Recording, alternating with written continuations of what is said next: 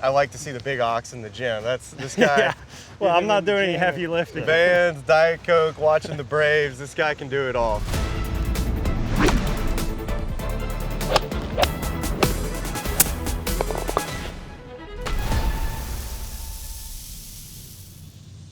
Today, let's get an inside look at Sepp Straka as he prepares to make his third Tour Championship. We're going to dive into his strategy and how he plans to tackle this test here this week. Slice. You know, you're in a position on the FedEx Cup sitting at 18th, right? So that's a really strong position to not have to be quite as worrisome about making it next week to the BMW. So for you, do you feel like you kind of have a bit of house money to go out and play a little bit more aggressive than other guys? I think a little bit, yeah. Especially because at this point, for me, the only goal is really to make it to Atlanta. Well, I know you like playing on Bermuda grasses, so I know this is a golf course that you're thrilled to be playing again. But you know, 18th on the FedEx Cup, that means you've had one heck of a year to this point. How do you summarize your season?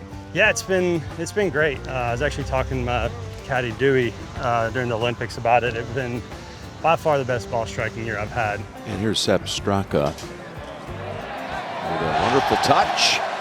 Is there something that y'all found this season that y'all have worked on, or is it just kind of keep on fine-tuning what you've been working on over the last couple of years with John? There's a lot of fine-tuning, yeah. So just a lot of working against my patterns, a lot of gym work, trying to basically every day before I go play golf, just trying to negate those bad patterns that I have. And over time, it's made me a more consistent ball striker. Yeah, I like to see the big ox in the gym. That's this guy. Yeah. Well, I'm not doing any heavy lifting. it's a lot of bands and body weight stuff. Bands, I got plenty of body weight to throw around. So. Bands, Diet Coke, watching the Braves. This guy can do it all.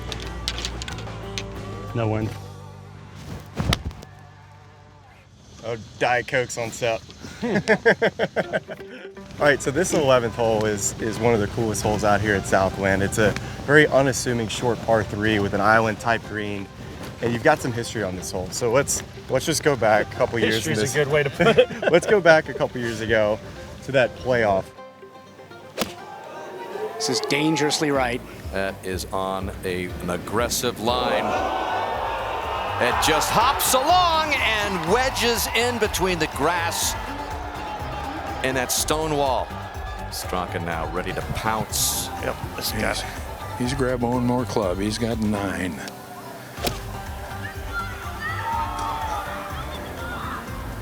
Oh, this is right too. That's also short and into the water. Now what's gonna happen? I mean, just being in that moment, what were you feeling on that tee?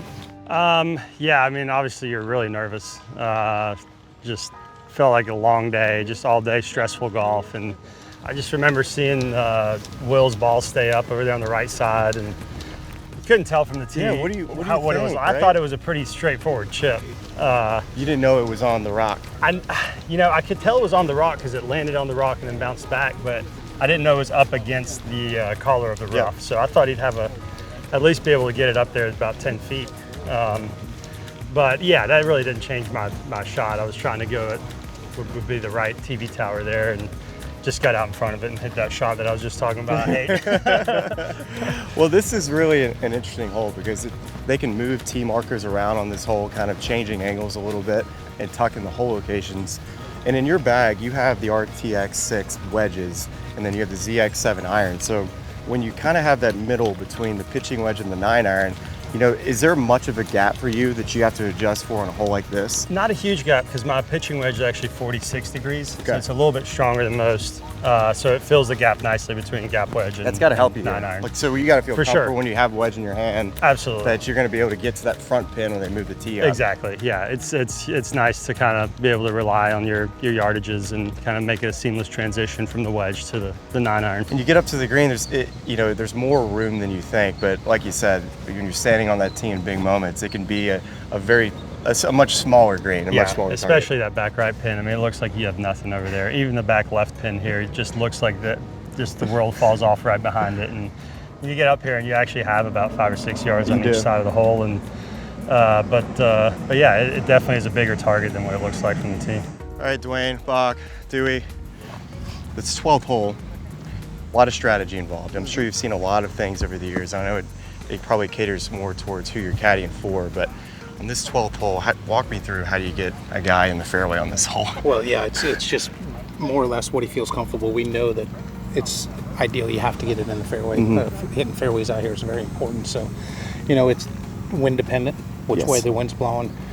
Sepp likes to hit a draw, so in years past, because last year when we played it was softer, he had a lot of drivers towards that bunker.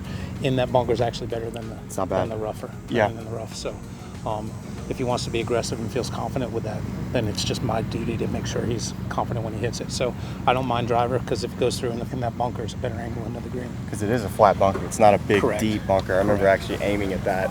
Correct. But you can hit whatever you want here. You can hit anywhere from a 4-iron to a driver. Most important thing is hitting in that fairway. Correct. Oh yeah, beauty. But as we look forward to the next week in BMW, which you will be playing, you know, this is going to be totally different as far as the conditions go, right? So we got here, the golf ball should be going exactly your numbers at basically sea level, and then you get over to Denver where we're at elevation, and all of a sudden your 9-iron that goes 155 yards here is going 175 yards in Denver. How do you make that adjustment? Do you get there a little early in the week and start figuring out those numbers? Yeah, that's definitely going to be an adjustment. The big thing is early on in the week, just get the numbers dialed in, get on TrackMan. You can dial into altitude there, or elevation, or whatever. That's nice to have the bells and whistles that help you Yeah, out. it's nice. It's really nice. And when you're playing holes, just maybe hit a few extra shots. Playing one away today. Full sand wedge, landed there and spin it back in the water. Yeah.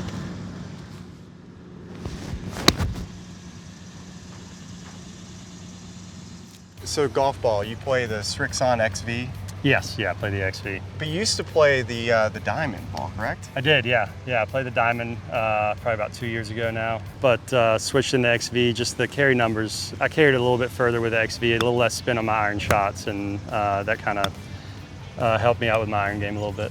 And the red XV golf ball is going to be a little firmer. It's going to be a great tee to green. And for you around the greens, you feel like still you get enough spin, because a reason why a lot of players go to the diamond ball, it's a little softer around the greens, a little more playability, but you still feel like the XV, you still have all the versatility to play all the shots around the green. Absolutely, yeah. I feel like if I really connect well with it, it's going to spin plenty enough. So I think the diamond is definitely a little bit spinnier around the greens, but for me, I had plenty of spin around the greens. Sepp, thanks for all the help out here on 10, 11, 12. You really showed us what this golf course is all about, the challenges it presents. But as we look for the next couple weeks, do you feel kind of the weight of the playoffs as far as just making it to your third tour championship? Absolutely. You know, you show up at the playoffs, you know the points are quadrupled. It's a lot. Yeah, it is. So a lot of movement. So you have to play well. Even if you've had a very good year, you have to play really well in the playoffs to get to Atlanta. I know this Georgia Bulldog wants to get back to the Tour Championship. Go bowl that turkey, make it to your third Tour Championship. Best of luck this week in BMW. Hopefully see you in Atlanta. Will do. Appreciate you, Smylie. Thanks.